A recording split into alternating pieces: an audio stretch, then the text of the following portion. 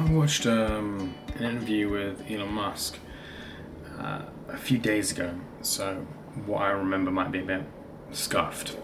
But it was basically about AI and whether it's going to be good or bad or what it's going to do. And, I don't know what it is. I think some people talk about AI as being this beautiful thing that's going to solve every problem we have and we're going to be able to live in luxury. And then, other people are like, AI is going to kill us all and it's going to be the worst thing ever to have happened. And I look at that and I go, wow, what is going on here? There is really polar opposite. And Elon Musk is quite a unique case where he used to be on the side of I say used to, I think he still does a little bit, but he was on the side of like AI is bad and there's things that are going to happen, badness and all this. But then in this interview, it sounds like he's more leaning towards the good, although there is a possibility. He said, I think it was like 10 or 15% of AI sort of going rogue and just sort of like killing us. And I'm like, that doesn't sound like good odds. I might be, now I say it back, that sounds pretty crazy. I might have got it wrong. I hope I've got it wrong, because that sounds like a pretty good chance of us just getting killed. But in the other hand, he was like, he doesn't see that we will be in charge in 10 to 15 years, I think it was. I'm sure that anything that I say wrong, you can go and check it out.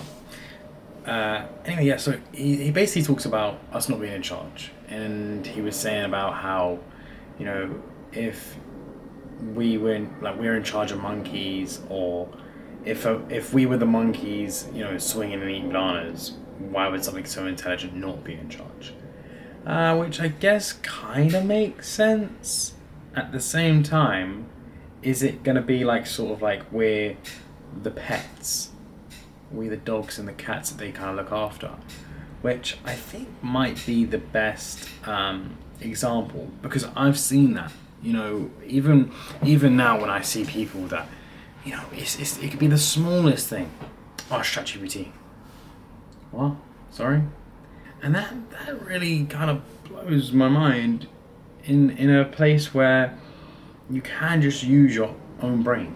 Again, yes, it might not be as quick, but it has that human touch that is sometimes needed in a few cases. Obviously, if you're talking about, a maths equation, that's different, right? It's clear and cut.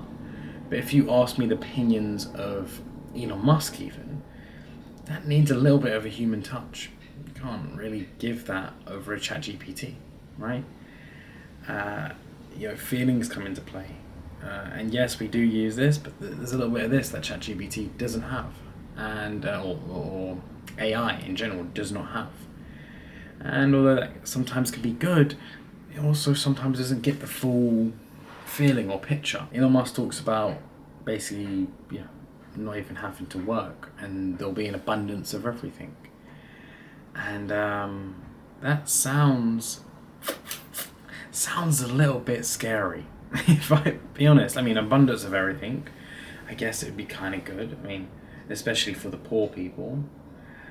But how long would that be good for? We know a lot of people in our world on planet Earth that have an abundance of everything, and they're not happy. They're not happy at all, and they get bored, and sometimes, in the very worst cases, they start doing drugs and they start trying to look outwards to probably bad things, addictions, and then in the very worst of the cases, they just sort of kill themselves because they're kind of bored and there's nothing else more to achieve and there's nothing more to get.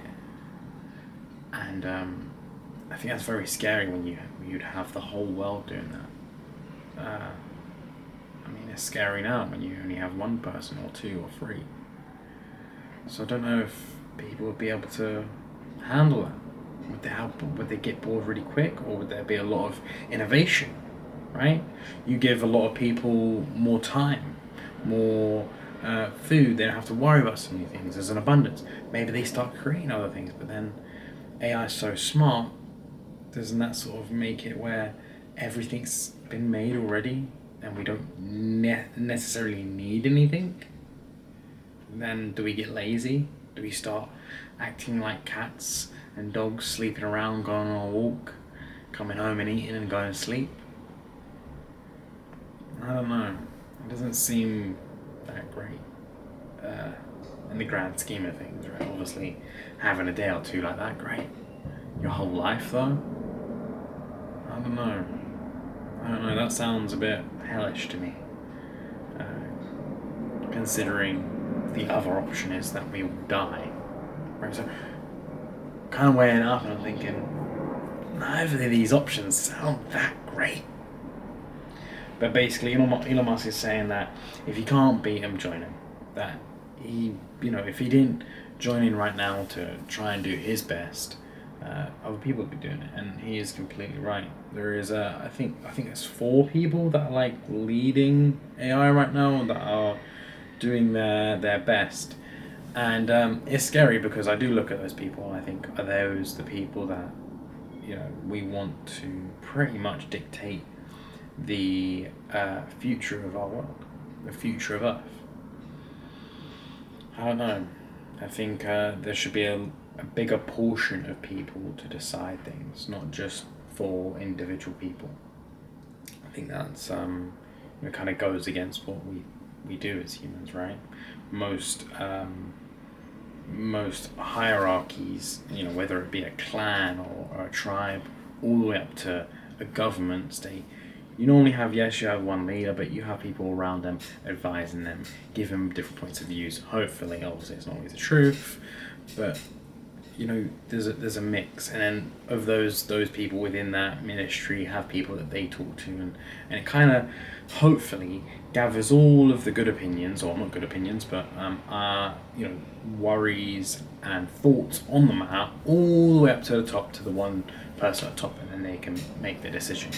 Whereas these 4 individual people, they don't really have that. It's sort of just, they can do what they want. I don't think that's good. I really, really don't.